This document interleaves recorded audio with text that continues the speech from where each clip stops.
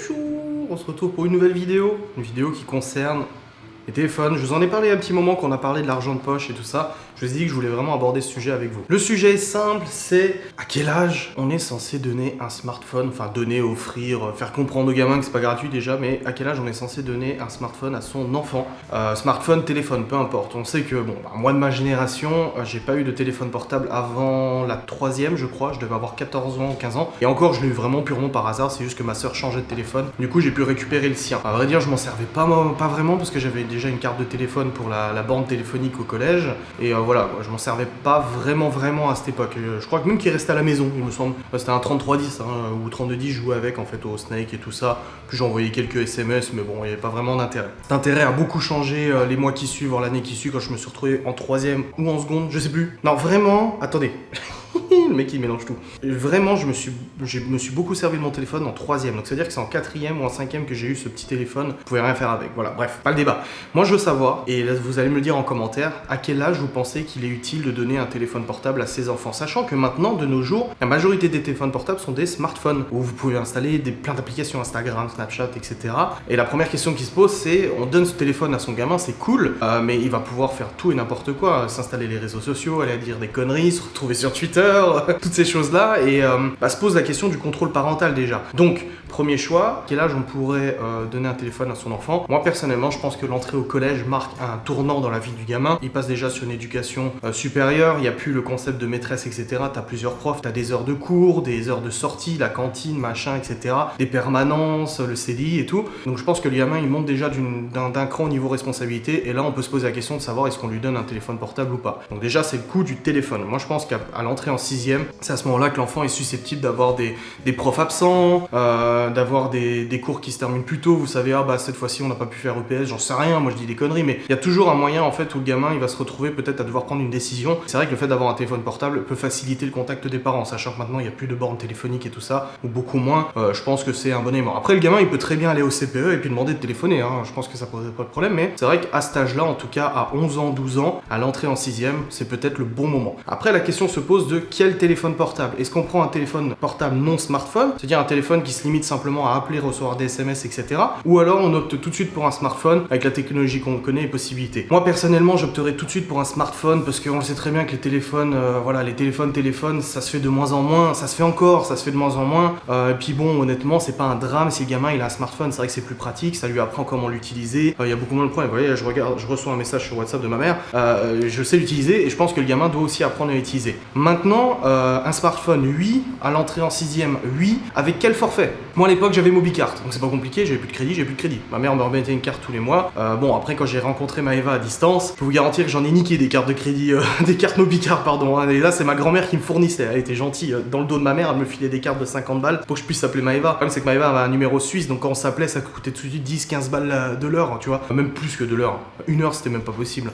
Enfin bon, même les SMS coûtaient 50 centimes je crois, alors que non c'était 10-15 centimes, un truc comme ça, mais bref, voilà, maintenant c'est gratuit de toute façon. Donc au niveau forfait, je pense qu'il faut passer sur un forfait comme nous on a actuellement, on est chez Soch, on prend jamais de forfait avec le téléphone, des forfaits à 40 balles et tout ça, parce qu'on veut pas, nous on veut acheter le téléphone à côté, on veut pas avoir un téléphone avec le forfait. Donc du coup, on a un abonnement chacun Maëva de chez Soch, tout illimité, etc. Bon, on paye relativement cher parce qu'on a des forfaits supplémentaires, en fait des options au niveau des data pour avoir possibilité d'envoyer en 4G les vidéos, mais de base, le forfait, je crois qu'il a 19 € ou quelque chose comme ça. Donc 19 €, c'est quand même un budget, mais c'est vrai que le gamin il a tous les appels limités, les SMS illimités, les datas suffisants pour pouvoir aller sur WhatsApp ou des trucs comme ça. Je pense que c'est plus intéressant, surtout qu'on a les options de bloquer. Clairement, moi dans les abonnements Soch, je peux très bien dire tu bloques le hors forfait, donc le gamin pourra pas faire du hors forfait. À part envoyer des SMS, tu veux savoir comment tu t'appelles, envoie prénom au 3618. Enfin non, je pense pas que de nos jours des gens on voit beaucoup moins ces pubs et puis peut-être qu'ils le feraient, je sais pas, mais faudrait peut-être expliquer aux gamins que c'est de la grosse connerie.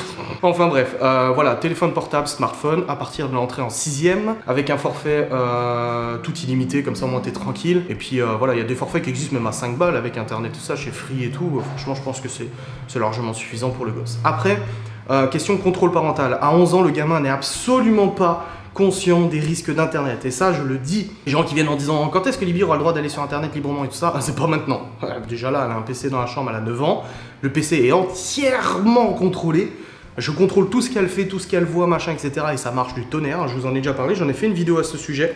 C'est avec l'application Q Studio, oui, c'est comme ça. Attendez, je sais pas si vous allez voir. Ah, bonjour, je me vois dans le retour cam, c'est super. Voilà, j'ai cette application qui s'appelle QO Studio. Je sais pas où est le titre. Y a pas de nom? Merde. Vous avez pas le nom. Tac, tac, tac, tac. Alors déjà, il y a un problème parce que son PC est allumé, Alibi. Vous voyez, je vois que le PC est allumé en direct, hein, je le vois. C'est marqué qu'il est... Bah, en fait, il est allumé...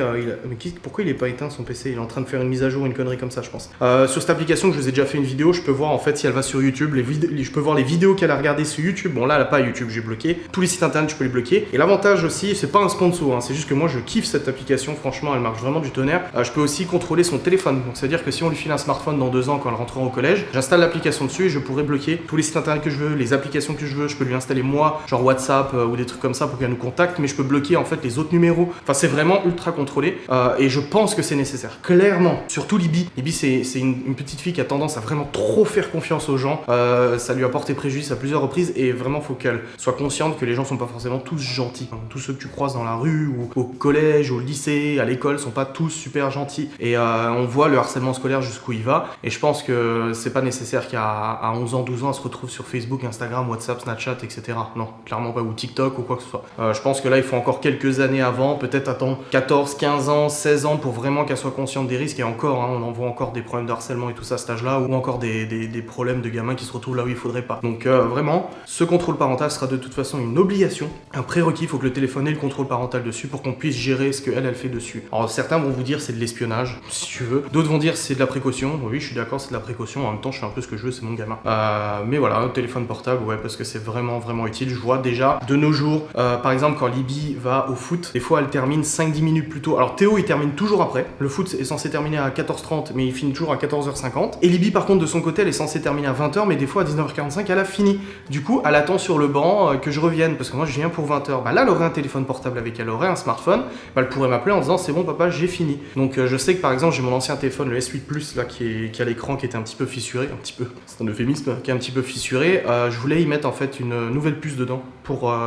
Alors, j'ai une puce française, luxembourgeoise pour le boulot. On a une puce française pour la Sochbox, mais j'aimerais racheter une carte SIM en fait française, mais genre de la merde dessus, un truc à 2 balles, pour mettre dans mon ancien téléphone pour que ça soit un téléphone de dépannage pour ce genre de situation. Quand Libby va au foot, le téléphone sera bloqué, du coup elle pourra rien faire dessus de plus que ce que je lui autorise, mais elle pourrait nous appeler quand elle dit j'ai fini le foot, ou il y a un problème, j'en sais rien, tu vois, par exemple là en fin de mois elle va aller fêter Halloween avec des copains d'école normalement, j'attends juste les coordonnées de la mère du gamin parce que c'est l'ensemble du groupe des gosses qui veulent faire ça. Et je dis à Libby, bah moi il me faut la mère, faut que j'ai sa mère au téléphone, hein, je veux dire, faut quand même que je sois sûr d'où tu vas, et par exemple là je lui filerai le téléphone. Clairement je lui passerai ce téléphone en disant voilà, t'as ce téléphone là, t'as un problème, tu m'appelles, il y a mon numéro, elle sait comment faire, elle sait comment appeler Nini à la maison et tout ça, et voilà, je serais d'autant plus rassuré si c'était possible de faire ça. Et vraiment, même à 9 ans, vous voyez, pour ces petites activités tout ça, je trouve que c'est vachement bien. Pareil pour le théâtre, on va l'emmener au théâtre, nous on va pas rester avec elle. Si elle a fini plus tôt, elle peut nous appeler en disant voilà j'ai fini. Ça serait plus l'habituer ponctuellement à avoir ce téléphone pour pouvoir nous appeler quand il y a besoin d'aide ou quoi que ce soit. Alors elle avait sa montre connectée où elle pouvait nous appeler avec. Cette montre connectée, c'est Léo qui l'a récupérée quand on était en vacances, etc.